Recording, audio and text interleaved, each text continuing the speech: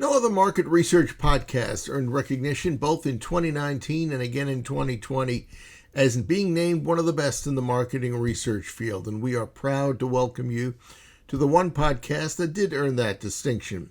Of course, it's Research Business Daily Report, which is also known throughout research as the only daily research video report. So enjoy today's video and our other regular reports, and we hope then you'll please lend your support for our research video news series. You can see on the screen right now where you can go online to do just that. I'm Bob Lederer, now in my 26th year as the respected voice of market research. The coronavirus has brought virtual experiences to life, particularly, as we all know, with focus groups. Virtual focus groups were available for 20 years until COVID-19 transformed them from nice, but I don't need them, to whoa, how do I do that, and who's the expert who'll show me how?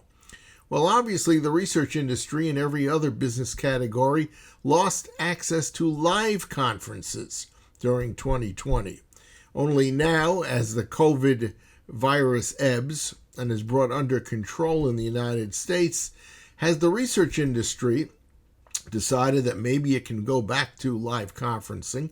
But there's also a new solution that is a virtual conference in terms of layout, individuals making the rounds, networking, etc.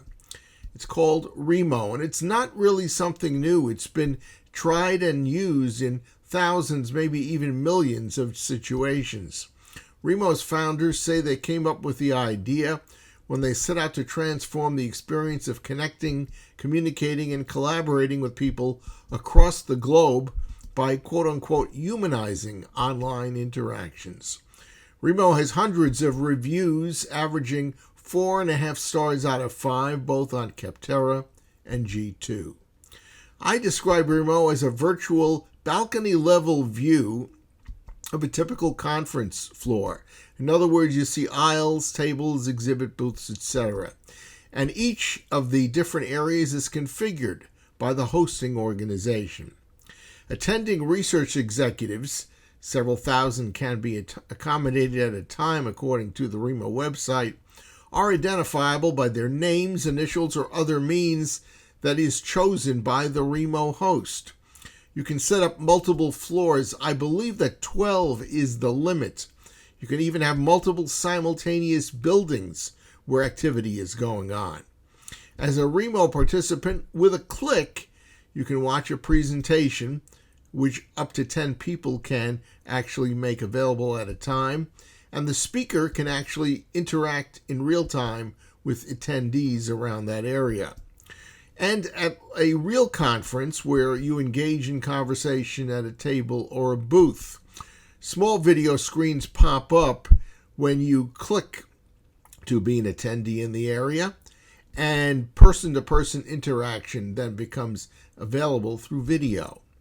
The host can set up a floor plan that informs attendees where to go for a presentation and at specific times, and they can also list the exhibiting companies.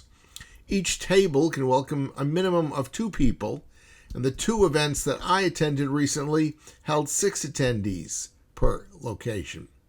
Like at a live conference, you can tell a person who walks past you that you'll catch up with her or him in the hall.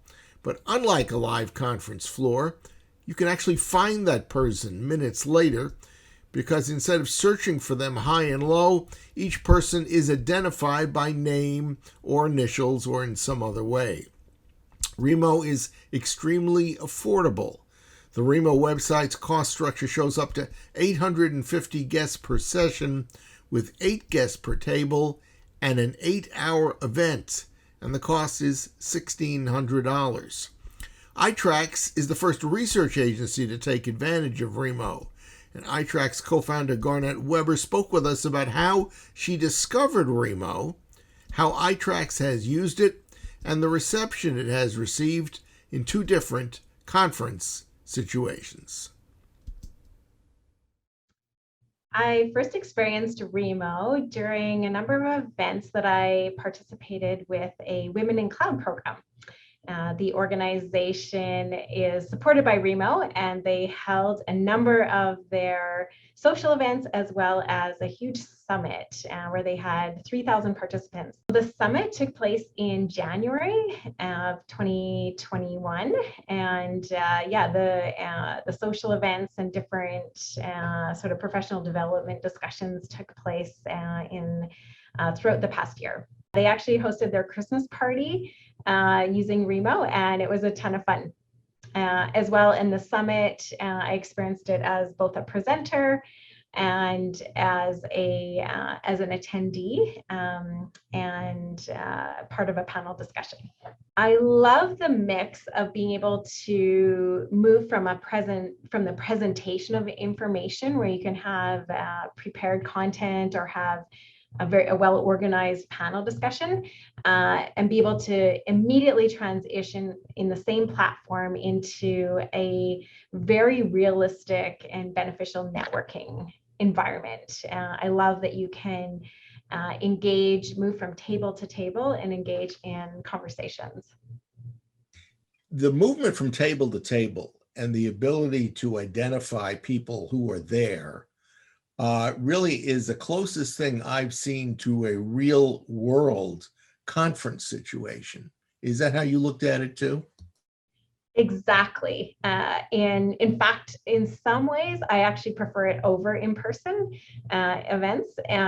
There's some aspects that are really efficient and effective. So for example, I love that you can see the entire floor, a bird's eye view of the whole floor, and you can see the different people. You can click on their profile, see the company that they're with, and you can see for a chance, like in a networking environment, one of the challenges there'll be a couple people that really want to talk to each other, and you see that in person. It's like, hey, I'll see you in 5 minutes, and then it's almost like you're playing tag, or you're racing. You're always watching for that person for the opportunity to talk to them. Where in Remo, you can see them, you can track each other, and then when you see an opening or when they're out of a conversation, you can quickly pop in and have that high value conversation that you want. And so, for example, when itracks launched our new real-time product, there were key people that I wanted to talk to get their initial feedback on their experiences. And I was able to pop around and have a chance, or if I saw that someone was at a table on their own, it was a great opportunity. I could go engage with them. For our product launch event, we had a couple hundred people attend that event.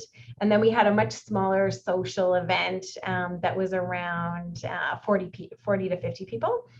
And it was ideal for those events.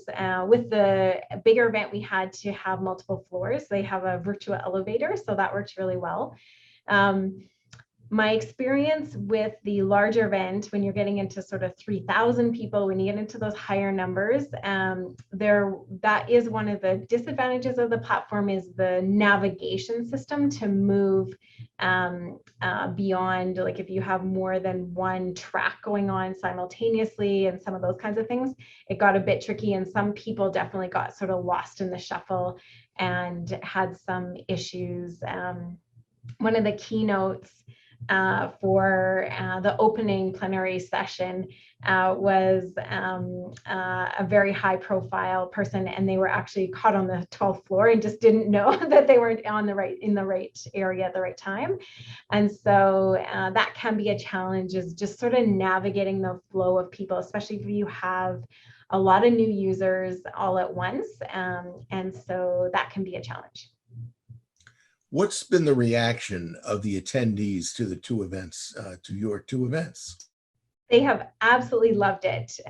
Lots of our clients, our staff have indicated that this is the first time since the pandemic hit that they felt like they did an actual networking event. There was a panel discussion and a very high profile venture capital fund manager.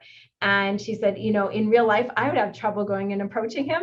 But on Remo, after the panel presentation and that sort, I just felt so much more comfortable just popping into the table and talking to him. And I set up a follow-up meeting. So she was over the moon thrilled with the event. In both of our events, that was a key objective of both of them, is to create that networking opportunity. So we leave lots of time. We've tried to keep the presentation content to between 10 and 15 minutes. Because realistically, that's about the maximum where people really want to pay attention and focus on something anyway. So we've really tried to create a very targeted, well-organized presentation, and then allow the rest of the time for networking, because that's where the participants or the attendees really drive the value. And so we're hoping, and the feedback that we've had from people is we need to do these more regularly. And so our hope is to create this regular routine where people can have that source of network that they can engage with in a very convenient way. So you see this as having a future for itracks after COVID? Absolutely. Absolutely. It's so accessible. We've had such great feedback from our clients and business network. It's absolutely a method that we want to continue and have on a regular basis, that, people can see a bit of information. And our vision is more that social. So grab a drink, make yourself comfortable, and have those really easy, fun conversations with people, where the real creative ideas and sharing of information can take place. If you compare it to hosting an in-person and all the catering and alcohol and food and beverage, and then even for the participants, the attendees have to travel and accommodations, all those kinds of things. This is absolutely very cost effective and efficient. That's a wrap on today's Research Business Daily Report. Well, we're always thankful for any views we get for any RBDR video. We want to remind you that if you watch us every day, you're getting a news item, an insight, or a commentary that you won't find anywhere else. After digesting today's video, and as you absorb other RBDR reports from the past and hopefully into the future, we hope that you will appreciate us enough to consider becoming an RBDR Patreon supporter, which you can do by visiting RBDR's exclusive crowdfunding platform at patreon.com/RBDR. We hope that you have a good research day, and that we'll see you back here tomorrow. Until then, please stay safe.